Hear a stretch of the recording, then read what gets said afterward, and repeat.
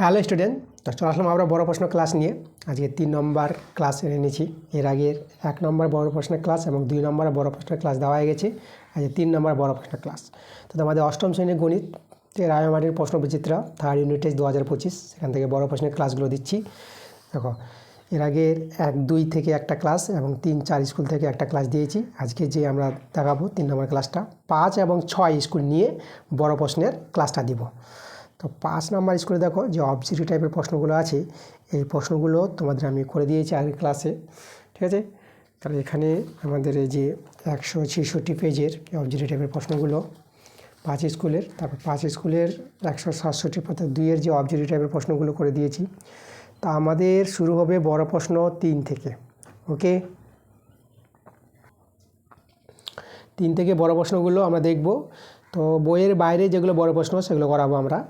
তো চলো, বইয়ের বাইরের প্রশ্ন দেখো, এই যে 3-এর 1 নম্বর প্রশ্নটা, এটা বইয়ের বাইরে থেকে আছে। চলো 3-এর 1 নম্বর প্রশ্নটা তোমাদের করাবো।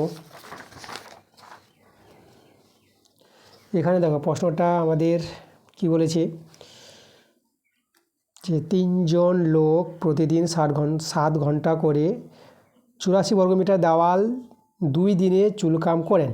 প্রতিদিন 8 ঘন্টা কাজ করে 256 বর্গমিটার দেওয়াল 4 দিনে চুনকাম করতে কতজন লোকের প্রয়োজন হবে? লোক সংখ্যা বের করতে বলেছে। আচ্ছা, এটা আমরা ত্রৈরাসিক নিয়মে করে দিব।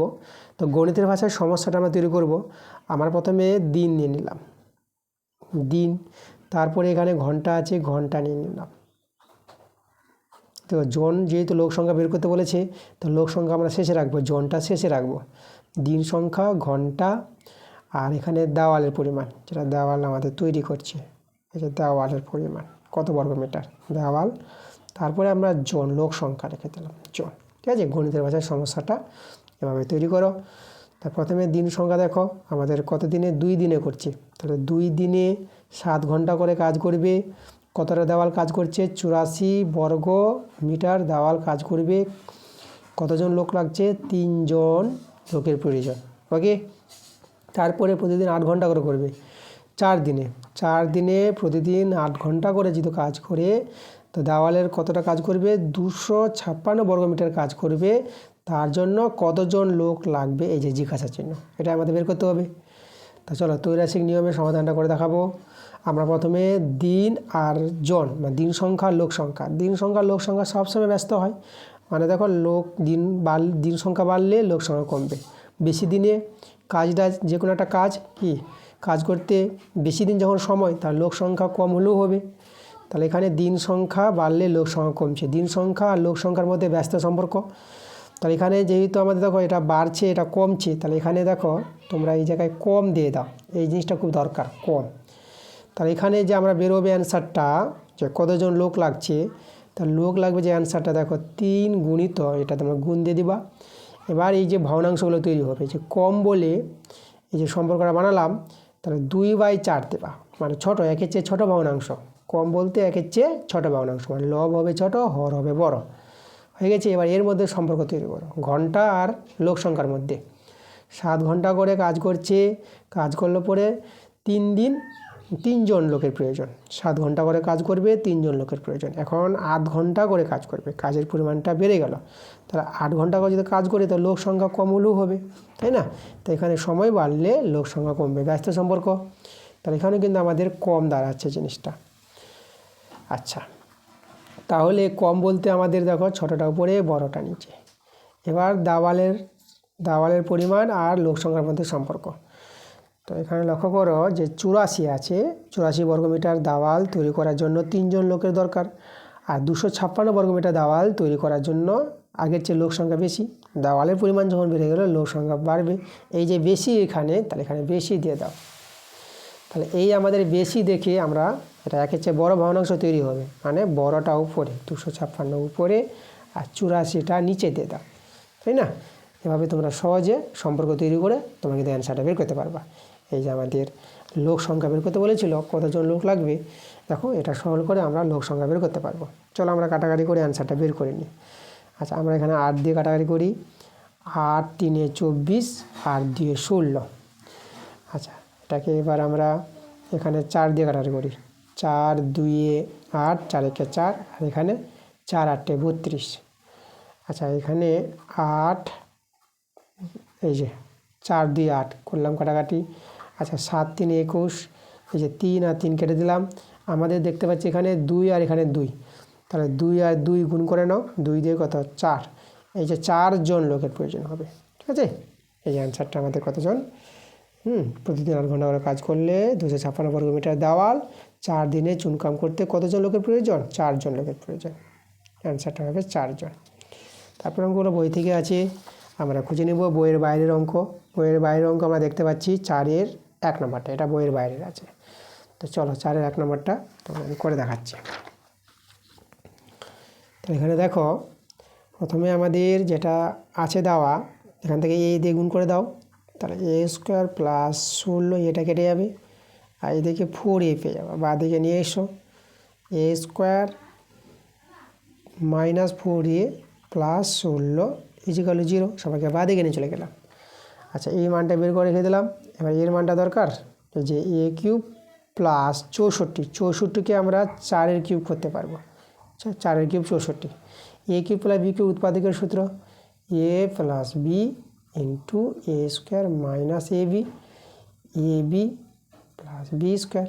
এই যে দেখো উৎপাদকের সূত্রটা, এ প্লাস বি, এটা সরল করে নাও, এ স্কোয়ার, এটা 4a হয়ে যাবে, আর এটা 4 4 16। আচ্ছা লক্ষ্য করে এর মানটা কিন্তু আমরা বের করে রেখেছি, কত 0, এই যে এর মানটা 0, তাহলে এ প্লাস 4 ইন্টু এটা 0, 0-এর সঙ্গে যাই গুণ করে 0 হয়ে যাবে। দেখো এর অ্যান্সারটা আমরা 0 পেয়ে গেলাম। তারপর আমরা বড় প্রশ্ন দেখে নেব, পরের বড় প্রশ্ন কোনটা আছে। আচ্ছা এরপরে যদি আমরা বড় প্রশ্নগুলো দেখি, দেখো এখানে এই যে দেখো সবগুলো তো বই থেকেই অঙ্কগুলো দেখতে পাচ্ছি। 6-এর এখানে যদি 6-এর 1 নম্বরটা বলি, এই অঙ্কটা কিন্তু দেখো 6-এর 1 নম্বরটা বই থেকেই আছে। তোমরা পেজ নাম্বার চলে যাবা 207 পাতা, ঠিক আছে, 207 পাতা প্রয়োগ 11, এই 207 পাতায় প্রয়োগ 11 নম্বরে দেখবা একই অঙ্ক আছে, বই থেকে করে নেবা। এটা বই থেকে আছে, এটাও বই থেকে আছে। এটা বলে দিচ্ছি এটা কোথায় পাবা। এটার জন্য তোমরা চলে যাবা পেজ নাম্বার 197 পাতা, ঠিক আছে, 197 পাতায় তোমরা দেখবা যে প্রয়োগ 3 নম্বর যে প্রয়োগটা আছে, দেখবা এই অঙ্কটাই আছে, প্রয়োগটা, তো এটা বইয়ের অঙ্ক। আচ্ছা তারপরে আমরা চলে যাব পরের স্কুল, 5 নম্বর স্কুলে। আমরা তো 5 নম্বর স্কুল দেখালাম, এবার 6 নম্বর স্কুল আমরা দেখব বড় প্রশ্নগুলো।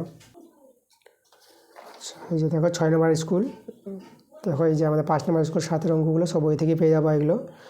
আর 6 নম্বর স্কুলের আমরা দেখো 6 নম্বর স্কুলের অবজেক্টিভ টাইপের প্রশ্ন তো করে দিয়েছি। এবার 3 থেকে আমাদের বড় প্রশ্নগুলো, তো 3 থেকে বড় প্রশ্নগুলো আমরা দেখব যে এখানে যে অঙ্কগুলো আছে সবগুলো এগুলো বই থেকে আছে। প্রত্যেকটা অঙ্ক দেখো সব বই থেকে তোমরা কমন পাবা। এখানে আমরা দেখতে পাচ্ছি 168 পাতার অঙ্কগুলো সব বই থেকে আছে। আর 169 পাতা যদি আমরা দেখি, 169 পাতার যে অঙ্কগুলো আছে এগুলো আমরা দেখতে পাচ্ছি। শুধু আমরা দেখতে পাচ্ছি এখানে এই যে 9-এর 2 নম্বরটা, এটা কিন্তু বইয়ের বাইরে আছে। চলো আমরা 9-এর 2 নম্বর অঙ্কটা আমরা করে দেখাবো তোমাদের। এখানে দেখো 9-এর যে 2 নম্বর যে অঙ্কটা আছে,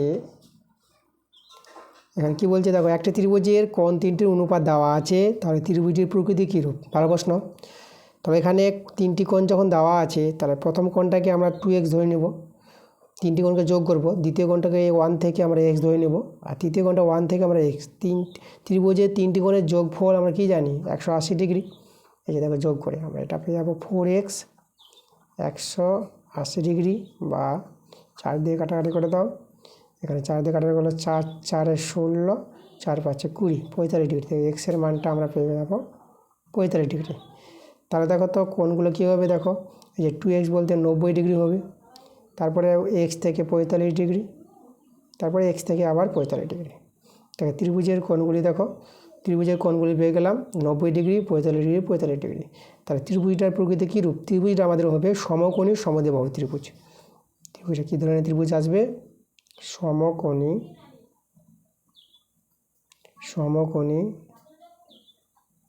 সমদ্বিবাহু ত্রিভুজ। ওকে, আচ্ছা সমকোণী সমদ্বিবাহু ত্রিভুজ, খুব ভালো একটা প্রশ্ন ছিল, এভাবে তোমরা প্রশ্ন সমাধান করে নিতে পারবা। আমরা তোমাদের 10-এর দেখতে পাচ্ছি, 10-এর এই যে 2 নম্বর অঙ্কটা, এটা বইয়ের বাইরে থেকে আছে। তাহলে দেখো এখানে কি বলেছে অঙ্কটা, এখানে এ বি এর বহিস্থ বিন্দু সি দিয়ে কতগুলি সরলরেখাংশ আঁকতে পারবে যারা এ বি এর সমান্তরাল।